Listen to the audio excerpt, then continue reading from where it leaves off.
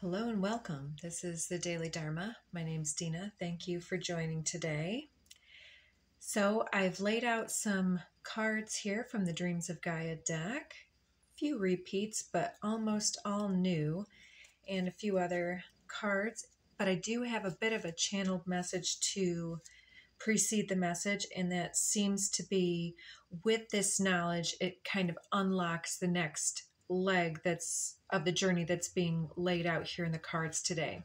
So the main message here, as you see from the title, is that those of us who are highly energetic, highly sensitive beings, as many of us are, but few are actually aware of, to the degree that we're hyper aware of all of the energies around us. And with that awareness comes the momentum to take action on things. So if something doesn't feel right to us, then we feel compelled to take some kind of an action, make some kind of a correction, and so on. So the more that we are attuned to resonance versus dissonance energies, all of those energies that flux and shift and change around us. So there's two main things. That number one, if we are quite busy and immersed in many different things, going in different directions, even if we're cleansing and clearing energies that we're coming into contact with, there's still the potential that because we're so emotionally resonant, especially if we're surrounded or on a regular basis around specific individuals, the more intense their process and the less that they're aware of their process, the more that those energies are kind of not being managed by that individual, and therefore kind of leaking out from their chakra centers and their awareness.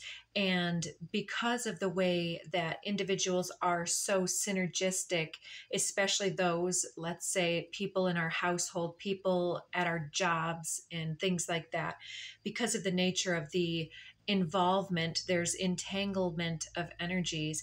And because of our need and our commitment to serve and transmute energies as we are energetic transmuters and alchemists that are tuning in today, based on that information, the more subconscious their process is, the more that it can kind of infiltrate our own energy systems, sort of below our awareness, below our radar, if you will. Even if we're aware that they have a few things that they're working through that we're committed to understanding and somewhat forgiving and helping them work through as somebody entangled with their energy by choice, the more that that's going to be moving through us. So the way it came through was because we embody energies so on purpose, then we tend to carry the vibrations that surround us in our body. And right now, astrologically, at the time of this filming, Mars has just crossed the threshold from Aries into Taurus. And I know myself as a Taurus, I have a lot of early Taurus placements and some further down the line. So as Mars moves through this area of our own personal charts, whatever it is connecting to, it's activating those ideas in your life with a certain amount of momentum and activating energy. So for a Taurus that has their sun there, it can be triggering issues about your personal identity, how you show up in the world. If your Taurus placement is something like Mars, then Mars comes through and you're having a Mars return, and that creates more momentum and activations and progress and creative energies through those issues and things that you've already been putting your attention onto, and it helps speed things along. Now, on the other end, if you've got something like the moon there, having Mars pass over the moon, for instance, can be unsettling because the moon wants to be more passive, receptive. It wants to reflect what's moving around it and reflect that back. And so the moon holds all of our subconscious issues and our issues of caretaking and service as well. And so when Mars comes through, there can be a good amount of aggressive energy, which feels quite opposite of the Taurus moon energy. So you'll have to look into that for your own personal activations. But in general, the Taurus area of our chart represents the area that has to do with our vital energies, our creative capacity. Excuse me, I started moving on to Mars energies.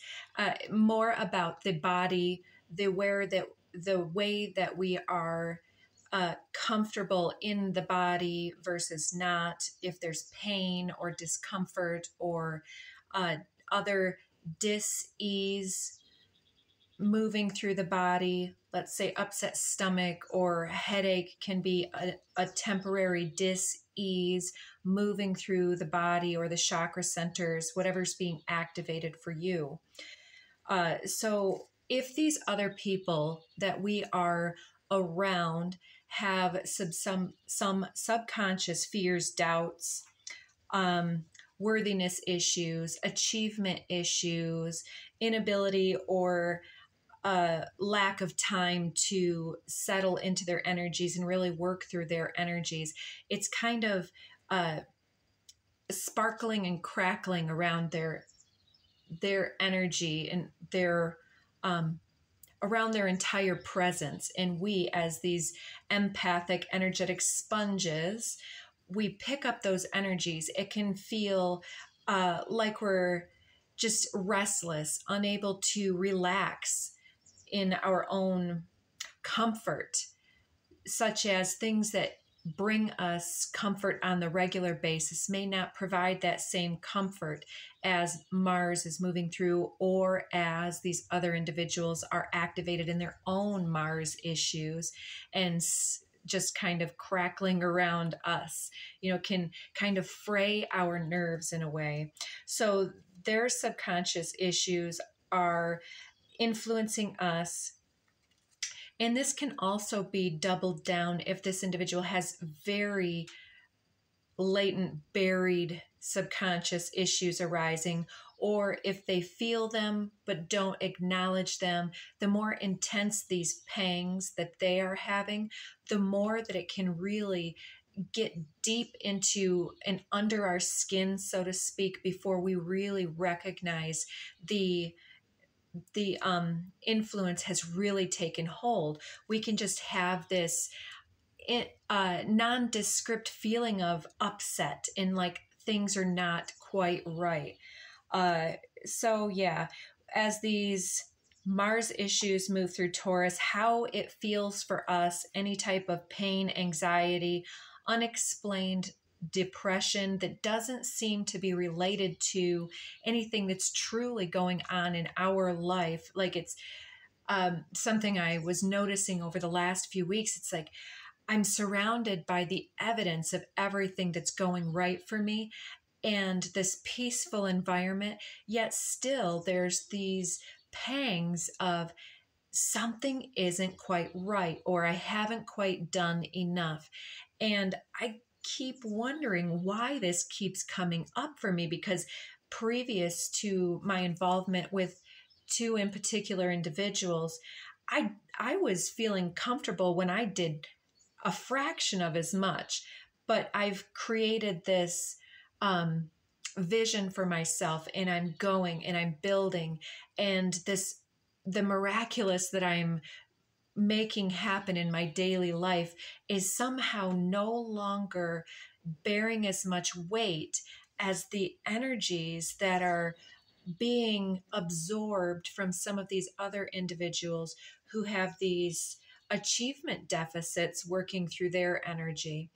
And so when we can put our finger on that, then it no longer needs to take up residence within us, because then we can understand and declare to our own energy and to the universe at large that these are not my vibrations.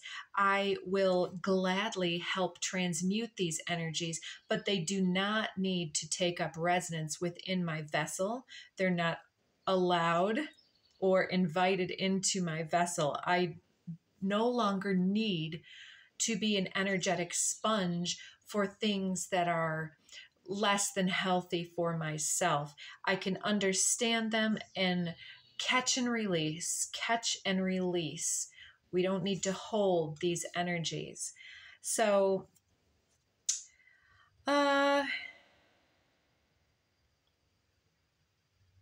yeah, so at times it's not enough to just cleanse and clear. We may need to express to these individuals some type of verbalization of it feels like you're having some anxiety today, and I feel like it's sort of rubbing off on me. And then something else that you might need to add in to shield yourself and to verbalize in that moment. Especially some people are much more aggressive or assertive at incidentally, through whatever language they use, they're feeling a little less than, and then they can start saying things to you that are questioning your own contributions, skills, value systems, or the things that you believe in. You know, if they know that you have a difference of opinion, they might just poke the bear with that one thing that you guys don't see eye to eye on and just push and push, versus focusing on the things that you guys do actually share.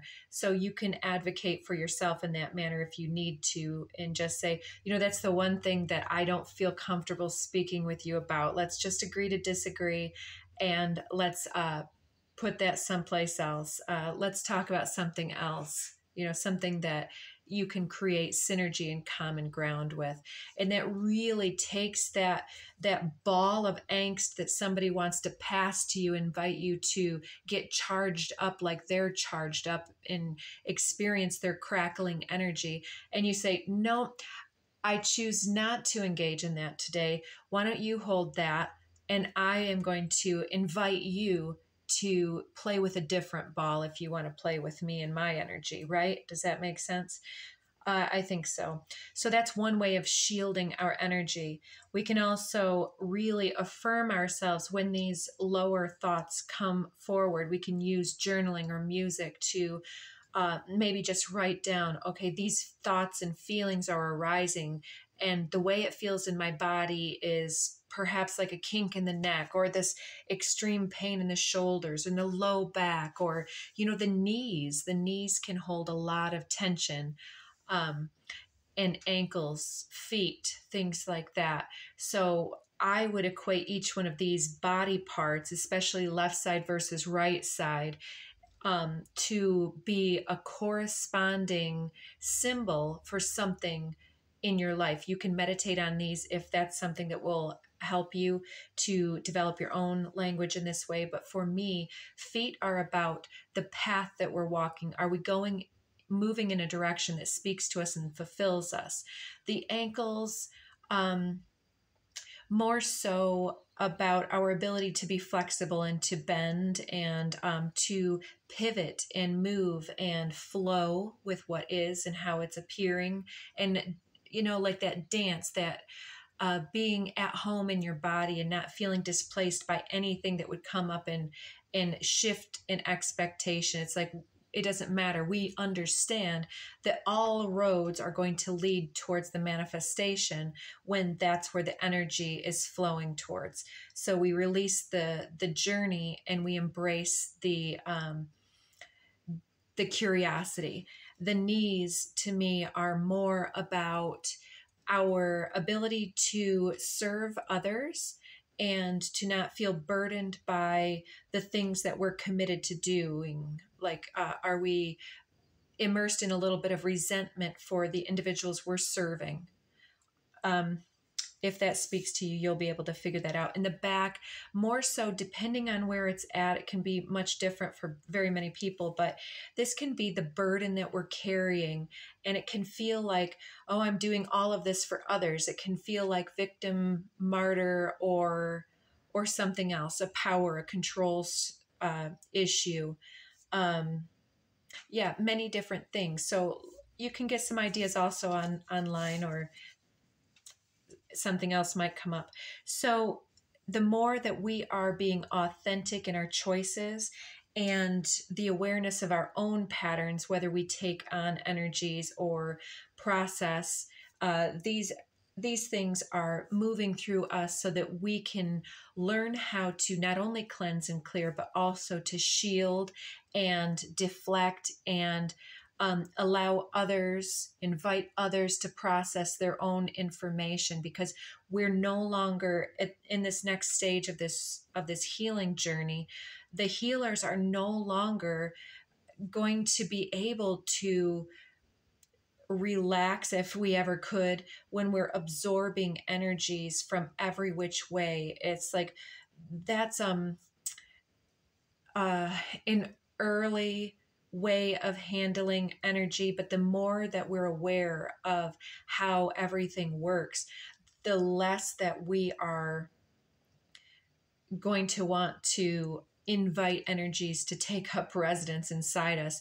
The more that we can, even joy and happiness, sometimes those can also block us, because if we have an intense moment of joy, then that can become something else in the head. And then later on, it's like, oh, well, I'm so bored. I wish that today was exciting as yesterday. My life really does not have as much excitement as that moment. But it's like, everything is fleeting, and the less we hold on to anything, positive or negative, the more that we're able to experience life without, it's like this Doritos taste buds. I can't remember what they talk about, but it's something about, or I don't remember what they call it, but it's something like, once you've eaten the Dorito, it's highly spiced. It has different chemical applications on it that help to actually enhance the taste buds and the feeling of cravings when we're eating this. Versus if we eat just a plain old cracker, then the two in comparison are going to hit our taste buds much differently. And the same thing, like if you're constantly on your phone and watching shorts, for instance, or snaps, these things are so short that it trains the mind to be like engage, curiosity, instant gratification, and release. And so it's also reminding me in the moment, like individuals that become addicted to things like pornography, it hits the brain in much the same way, as we're looking for that quick microwave mentality of a quick fix and then it dissipates. And with sugar, same way, it hits our gut in the same way. The sugar is that quick release, and the quick endorphin or whatever else is released with the gut, those happy hormones that make us feel good. The gut has more of those than even the brain to release love energy, right? So if it's a food addiction too, this can all be similar, where it creates this looping cycle, or other people's issues around food can start to influence our own. And so if you've been feeling something intense that is kind of non-localized, indescript, not really seeing where that's coming from, even questions of your worth or your image with the cards that are laid out today, this can all be coming into contact with other individuals. So since we're already at the 19-minute mark, I think I'm just going to leave this one as a channeled message, and then I'm going to have the Daily Dharma 2 be where I get into all of the cards laid out. So I hope that you enjoyed that. Let me know what your experience has been, and comment below if you have some of your own techniques that you like to use to separate out what is authentically you and what is not you from your energy. Definitely water energy, showering, and binaural beats can help. Any type of chakra cleansing, smudging with herbs, working with crystals. Yes, there are so many things that can help us to cleanse our energy, but shielding can also happen on multiple levels too. So maybe we'll just kind of go into just a little bit more of that. If you don't have as much of a choice in the moment to be around somebody, say it's your job or something, and you just need to get through the next couple of weeks until you find something else or something like that, then shielding can also be done with some other techniques. Some people will use like cloud energy, smoke energy, gray, and they just will imagine themselves shielded all the way around beyond the aura, creating a smoke shield that is allowing a buffer of energy between that individual being able to peer inside your energy as well. You can really work on taking your deep breaths in your moments in between, steeling yourself ahead of walking into a toxic workplace dynamic or something. And you can concentrate on developing. Some people feel best when they use this brilliant white light of the divine, and start breathing in, grounding yourself fully, and expanding your aura through the breath, breathing in all the way, belly breathing, and working up a ball of energy, a bright white brilliant ball of energy in the core, and letting it kind of expand and permeate all of your body and vessel. And you can even use a bit of a prayer or a mantra, whatever feels good to you. Something like, I am ready and willing to receive all the wonders of the universe. I invite in all unconditionally loving vibrations to help cleanse, clear, and expunge and release all energies that no longer serve. Any way that it comes through to you, inviting in the healing light. You can also use the violet flame to transmute and help release any energies from you that do not belong to you. So, yeah, I think that that's probably enough for now. I think I'll leave it there. And I hope that you'll consider tuning into the Daily Dharma 2 from today and looking at what the cards have to say. They are absolutely gorgeous in this deck. And so as I'm getting used to it, I'm having a lot of fun looking at the cards. And yeah, so check back for more, and we'll see you next time. Thanks, folks.